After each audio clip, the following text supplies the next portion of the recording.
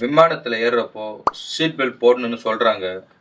அவசர காலத்துல oxygen mask வரும்னு சொல்றாங்க. ஏன் சீட்டுக்கு அடியில லைஃப் ஜாக்கெட் கூட இருக்குன்னு சொல்றாங்க. ஆனா ஏன் ஒரு பாராசூட் மட்டும் கொடுக்க மாட்றாங்க? வாங்க பார்க்கலாம். ஒருவேளை விபத்து நடந்தா பாராசூட் இருந்தா தப்பிச்சிருக்கலாமே அப்படின்னு நம்ம எல்லோருக்குமே ஒரு சின்ன ஆசை இருக்கும் இல்லையா? ஆனா அந்த பாராசூட்டை ஏன் கமர்ஷியல் பிளேன்ல வைக்கிறது இல்ல தெரியுமா? இதோட பின்னால் இருக்கிற அதிரடியான காரணங்களை கேட்டா நீங்க கண்டிப்பா ஆச்சரியப்படுவீங்க. அதுவும் கடைசி காரணம் தான் ரொம்பவே ஷாக்கிங். எல்லோருக்கும் வணக்கம். இனி நம்ம பார்க்க போற விஷயம் நம்ம எல்லோருடைய மனசுலயும் என்னைக்காவது ஒரு நாள் ஓடி இருக்கிற ஒரு மிகப்பெரிய கேள்விதான். நாம ஒரு கார்ல போனா சீட் பெல்ட் இருக்கு. ஒரு கப்பல்ல போனா கூட லைஃப் ஜாக்கெட் இருக்கு. ஏன் ஒரு சின்ன போட்ல போனா கூட பாதுகாப்புக்கு ஏதோ ஒண்ணு இருக்கு. ஆனா ஆயிரக்கணக்கான அடி உயரத்துல மேகங்களுக்கு நடுவுல பறக்கிற ஒரு பிரம்மாண்டமான விமானத்துல ஏன் ஒரு பாராசூட் கூட கொடுக்க மாட்றாங்க? ஒருவேளை விமானத்துல ஏதோ கோளாறு, இன்ஜின் நின்னு போச்சுன்னா எல்லோரும் வரிசையா பாராசூட் கட்டிக்கிட்டு குதிச்சு தப்பிச்சிடலாமே. இது கேட்கறதுக்கு ரொம்ப சிம்பிளா தெரிஞ்சாலும் இதுக்கு பின்னாடி பல அறிவியல் காரணங்கள் இருக்கு. பொருளாதார சிக்கல்கள் இருக்கு மற்றும் உயிருக்கு ஆபத்தான சில உண்மைகள் இருக்கு. அதை பத்தி தான் இன்னைக்கு நம்ம விலாவரியா பார்க்க போறோம். முதல்ல நம்ம பார்க்க போற விஷயம் உயரம் மற்றும் வளிமண்டல அழுத்தம். நாம் ஊர்ல சாதாரணமா தரையில இறங்கும்போது இருக்கிற காத்தோட அழுத்தமும் விமானம் பறக்க போற உயரத்துல இருக்கிற அழுத்தமும் ஒண்ணு கிடையாது. ஒரு சாதாரண விமானம் சராசரி 35,000 அடி உயரத்துல பறக்கும். இந்த உயரத்துல ஆக்சிஜன் அளவு மிக மிக குறைவு. இவ்வளவு உயரத்துல இருந்து நீங்க பாராசூட் கட்டி குதிக்கணும்னா முதல்ல விமானத்தோட கதவு திறக்கணும். ஆனா அந்த உயரத்துல விமானத்துக்குள்ள இருக்கிற அழுத்தமும் வெளியே இருக்கிற அழுத்தமும் வேற வேற. நீங்க கதவை திறக்க முயற்சி பண்ணாலே அந்த அழுத்தம் வேறுபட்டால் கதவு பயங்கர வேகத்தில் தெறிக்கும். ஒருவேளை நீங்க கதவை திறந்து வெளியே குதிச்சீங்கன்னா சில நொடிகளிலேயே உங்க மூளைக்கு போற ஆக்சிஜன் நின்று போயிடும். நீங்க மயக்கமடைஞ்சு போயிடுவீங்க.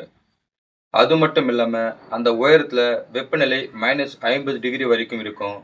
சாதாரண உடைகளோடு குதிச்சா உங்களால ஒரு நிமிஷம் கூட உயிரோடு இருக்க முடியாது. அடுத்து முக்கியமான விஷயம் பயிற்சி.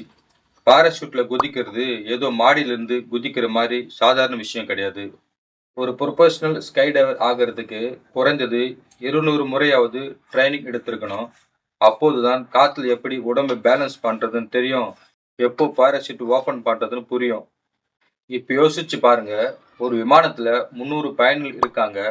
அதுல வயசானவங்க இருப்பாங்க, சின்ன குழந்தைகள் இருப்பாங்க, ரொம்ப பயப்படுறவங்க இருப்பாங்க.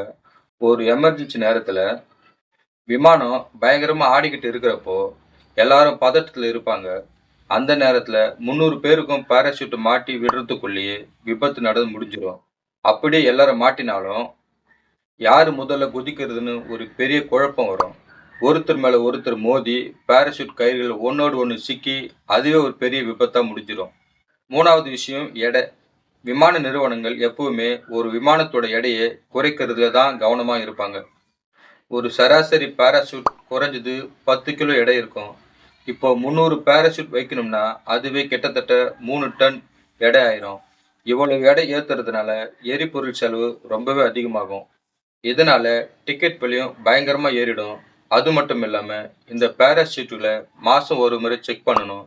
அதை பராமரித்துக்கே ஒரு பெரிய டீம் வேணும். அடுத்ததா விமானத்தோட வேகம்.